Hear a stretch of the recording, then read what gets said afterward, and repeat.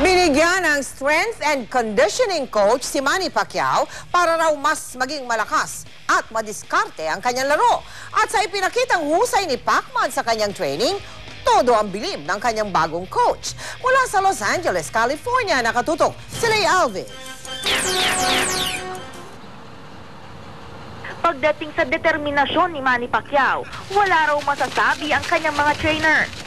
Ang bagong miyembro ng Team Pacquiao, ang strength and conditioning coach na si Alejandro Ariza. Humawak na ng iba pang mga sikat na boksingero kabilang si Eric Morales. Karamihan sa mga boksingerong kanyang nakatrabaho, kailangan pa raw itulak.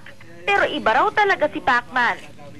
Manny is one of those exceptional athletes that he's self-motivated, self-driven, and he has such an incredible work rate that it's one of those I haven't really seen. Usually the fear is to constantly push a fighter, push a fighter, and push a fighter. With Manny, you have to really watch him because he works so hard and at such an incredible rate. Like I said before, my fears, I'm afraid he might overtrain. Ang motibasyon ni Pacman. Inspirasyon ko, pamilya ko at saka yung mga sambayan ng Pilipino para sa bansa, karangalan. Karangalan ko rin makapagbigay ng karangalan sa ating bansa. Kinuha ni Coach Freddy Roach si Ariza para magkaroon ng makabagong scientific approach ang training ni Manny. Lalo na ngayong aakyat siya ng weight division.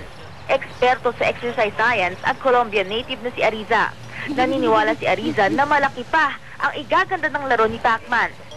He's gotten this far on almost merely his own athletic ability.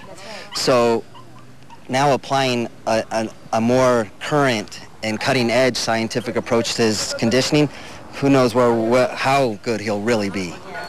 Ngayon pa lang may napapansin na raw na pagbabago si Pacman sa kanyang katawan.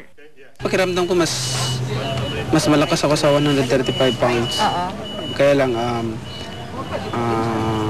i-maintain lang yung bilis. Kasi pag lumaki ka, doon nagka-tendency na babagal ka. Kanina nga sa gym workout ni Manny, natumba ang long-time trainer niyang si Buboy Fernandez. Planado at kalkulado ang lahat ng pinagagawa ng kanyang trainer kay Manny Pacquiao. Ang lahat ng ito para mailabas ni Pacman ang pwede pa niyang ibigay na bilis at lakas. Mula sa Los Angeles, California, Lay Alves, nakatutok, 24 oras.